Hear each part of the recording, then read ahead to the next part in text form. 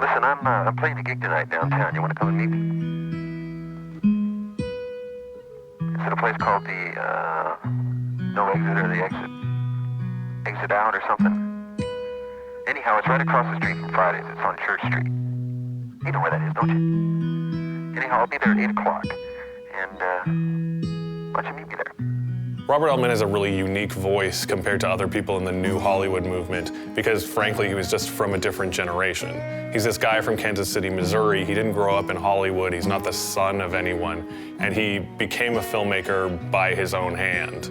My first big memory of Robert Altman is reading about him in a book. I read about his sound technique, and then I sought out one of his movies, which I'd seen over and over in the libraries in Edmonton, which was that big double VHS of Nashville. I remember picking it up and just loving it the first time I saw it. A really important part of how Altman worked was collaborating with actors.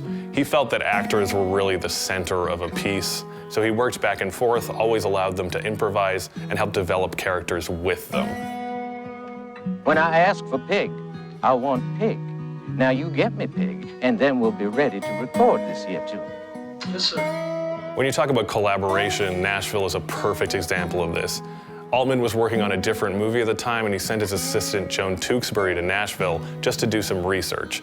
In the end, it ended up being Tewksbury's diary that became the basis for the story of Nashville, which is a very fascinating collaboration that I don't think any other director would have done. Griffin, this is a tough one. Good luck. Thanks. Of course, Robert Altman, being the guy who railed against Hollywood for so long, is also the person to produce such a perfect satire of Hollywood with The Player. You can really see the respect and the admiration a lot of actors have for Robert Altman in The Player with all the cameos. I mean, a lot of the people showing up are the actors that worked with him a lot, but then you've got people like Julia Roberts and Bruce Willis playing a really hilarious role as themselves. And it's all people who just obviously wanted a chance to work with Robert Altman. He was already a legend by the time The Player came out, and people were just eager to give it a shot. I must be experiencing, what do they call that thing, you know, where you think you've been somewhere before, but you haven't. Deja vu. When I say there's a lot to explore in Robert Altman's filmography, I mean that there really is.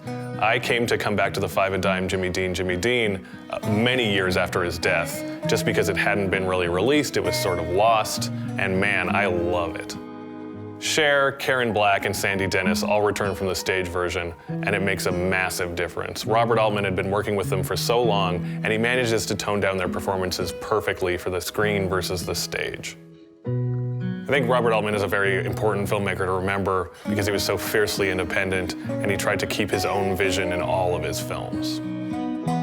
If you're a big movie fan and you'd like to know a little more about how Robert Altman works and how he thought, I highly suggest the documentary Altman by Ron Mann. It talks to Robert Altman's wife, collects a lot of his materials, and you really get to understand the artist in his own words. Movies are art, now more than ever. Thank you. What is Robert Altman's best film? Tell us in the comments. And don't forget to subscribe for more from Hollywood Suite.